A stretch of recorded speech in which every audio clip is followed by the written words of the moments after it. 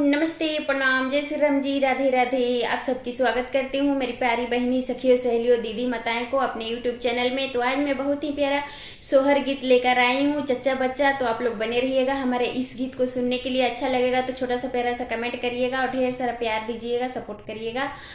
चलिए मैं सुनाने जा रही हूँ मेरी प्यारी बहनी, सखियों, सहेलियों, दीदी माताएं, जरूर सुनिएगा, शुरू से लेकर अंत तक सुनिएगा।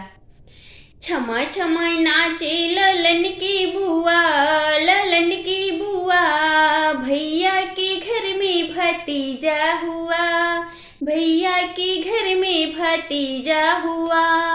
कोई बजावे ढोलक मदीरा, कोई बजावे ढोलक मदीरा, थाली बजावे ललन की बुआ, ललन की बुआ, भैया के घर में भतीजा हुआ, भैया के घर में भतीजा हुआ।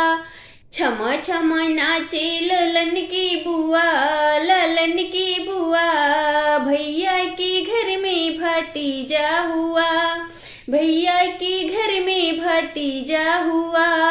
भैया की साली लड्डू बनावे, भैया की साली लड्डू बनावे, सबके खियावे ललन के बुआ, ललन के बुआ, भैया के घर में भतीजा हुआ, भैया के घर में भतीजा हुआ।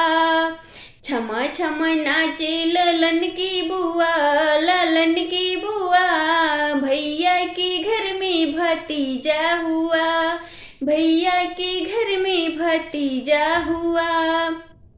सासू जी आवे चरुआ चढ़ावे, सासू जी आवे चरुआ चढ़ावे, काजल लगावे ललन की बुआ, ललन की बुआ, घर या के घर में भतीजा हुआ।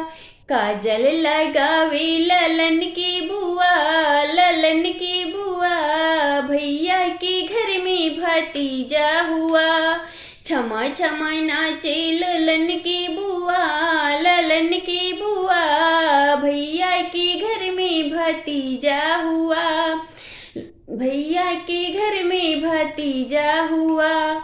ललना के पापा ने कंगना दिया है, ललना के पापा ने कंगना दिया है, सबको दिखावे ललन की बुआ, ललन की बुआ, भैया के घर में भतीजा हुआ, भैया के घर में भतीजा हुआ। सबको दिखावे ललन की बुआ, ललन की बुआ, भैया के घर में भतीजा हुआ। छमा छमा नाचे ललन की बुआ, ललन की बुआ, भैया के घर में भतीजा हुआ।